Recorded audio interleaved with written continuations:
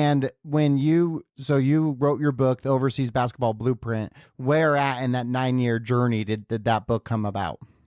About 2012, 13-ish, maybe Okay. 14, So after around you've that been in time it for a period. while. Because, yeah, so what happened there was I was starting to play overseas, and at the same time, I took that VHS tape and I put the footage. I got it transferred to a digital audio, not audio, but data CD, and I put the footage on YouTube. So that's where I started to get known on the internet. And Okay. for the most part, my first 5 years online, it was just basketball stuff, just playing basketball on the court. So a lot of ball players came to know who I was, and they found out that I was playing overseas. They found out about this background that I've just shared with you, high school, college, to playing overseas. Even though nobody was looking for me on the internet, they just happened to find this random guy making YouTube videos.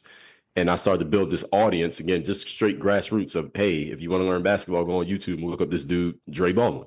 So I had all these ball players follow me. And once they knew I played overseas, they would ask more questions about it, because there were a lot of high school players who wanted to finally make the high school team, high school players who wanted to play in college, who wanted to walk on like I did, and college players who wanted to play pro like I did. So Yeah. there were players at all these different levels who wanted to ascend the same way that I had ascended. So I started writing about it on my blog. So I would write blog posts about overseas basketball just to help people understand how it works and all these things, because overseas basketball is not like, Cody, is not like being a doctor or a lawyer where all the requirements and the steps Yeah. that you have to follow are all laid out and documented. It was not like that. It's still not like that to this day. Anything you find about overseas basketball, there are a lot of people talking about it these days, but they all got their initial information from me. Now, I was the first one writing about this stuff.